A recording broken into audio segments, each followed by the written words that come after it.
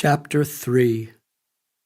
From halfway across the world, I could feel the anguish of my parents, helpless as they were to communicate their feelings to me. In the year and a half I had been traveling, it was very rare that I stayed in a place long enough to send my family a note with a return address. So it had been a long time since I had had any news from them. In a recent letter, I shared my experiences in Vrindavan and included a return address.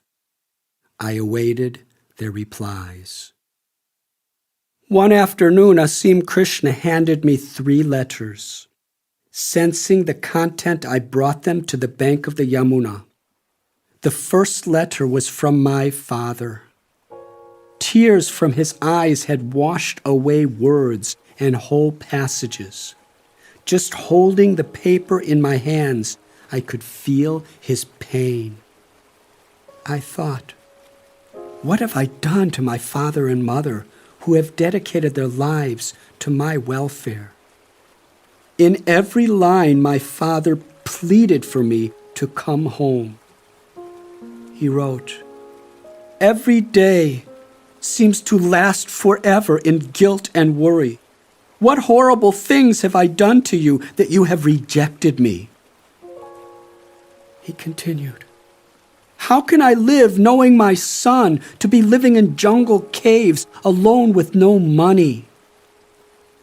It was signed, "Your broken-hearted father." Gazing out across the graceful current of the Yamuna, I felt my heart breaking with his. Then I opened the second envelope. It was from my mother. She longed to know, "Why are you in a foreign land for so long? Haven't you found what you're looking for yet? What are you wearing and eating? How is your health?" Throughout, she reiterated her love. The third letter was from Larry, my younger brother and dear friend. Larry was an honest and simple person, so I knew that whatever he said would be true.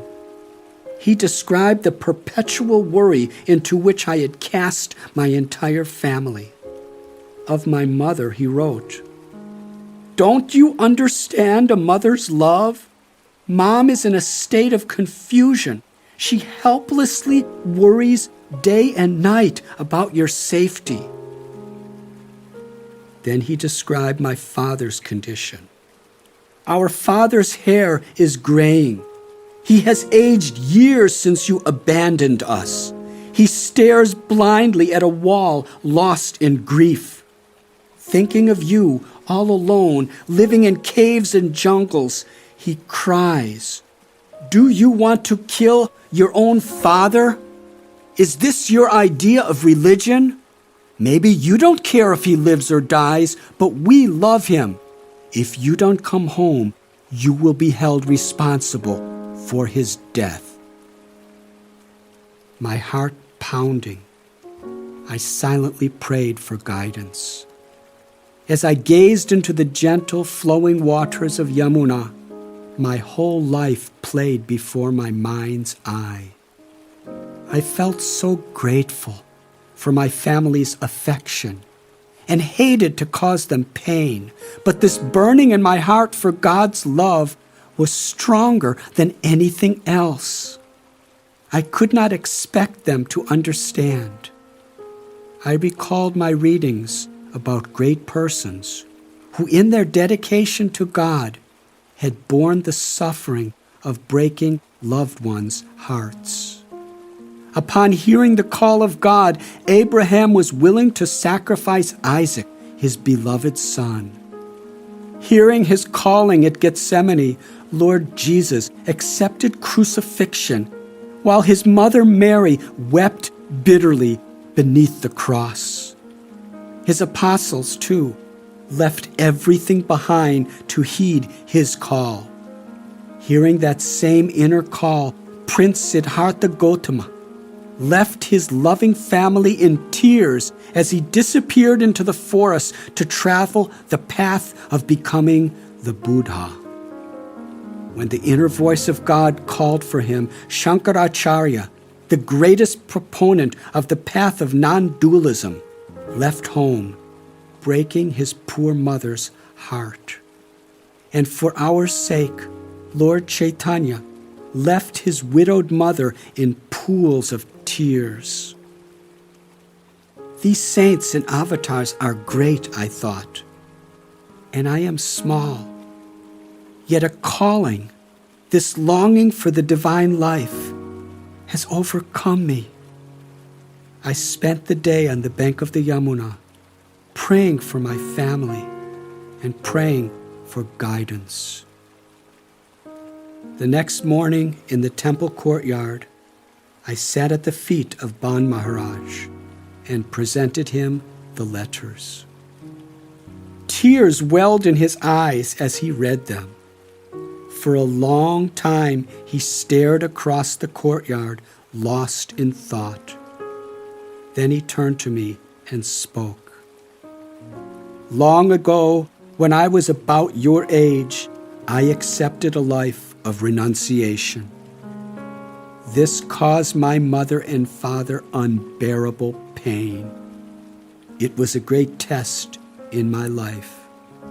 To break the hearts of your loved ones is often a price you must pay to accept a life of exclusive devotion. But you will see, in the passing of time, they will understand and appreciate your life. In fact, they will be proud of you. In the meantime, there is no restriction in a sadhu meeting his mother or father. You must search your own heart. In my reply to Father, I wrote, My dear Father, on receiving your last letter, dated September 14th, 1971, a painful sensation melted into my heart. Listen to what I say, not with ears, but with your tender heart.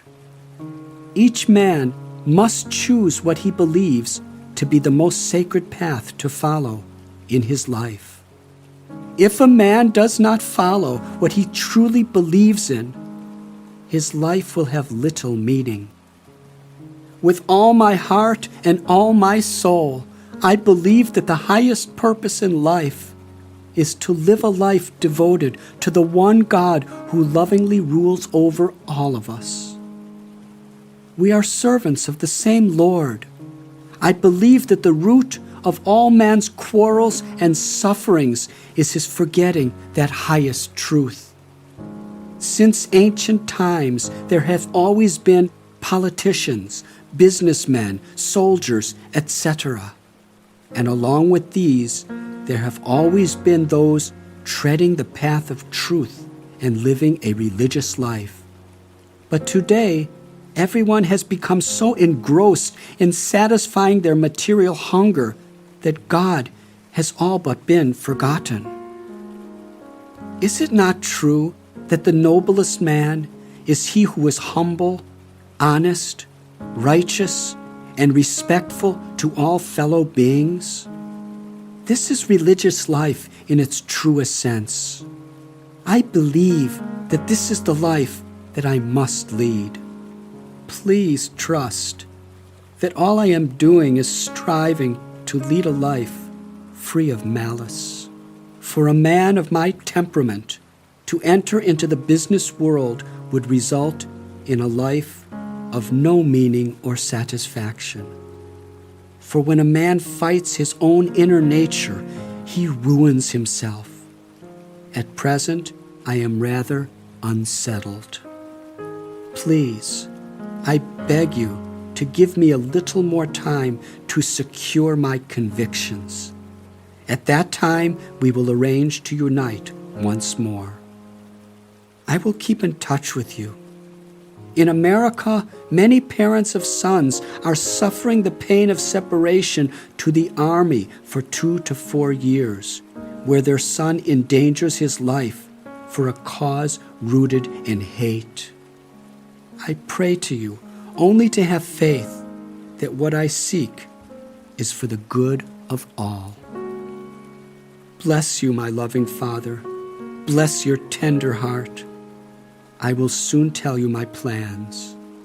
Very soon.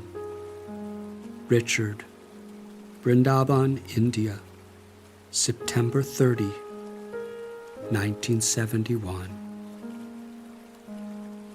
To my mother, I wrote a letter describing my eating habits and what I was wearing, assuring her that I was in fine health, and trying to explain my choice to search for the meaning of life. I thanked her for her loving concern and wished her peace. I knew they could not comprehend my calling. My naive words certainly perpetuated their grief, but I had a simple faith that God understood my heart and would extend his loving hand to help them.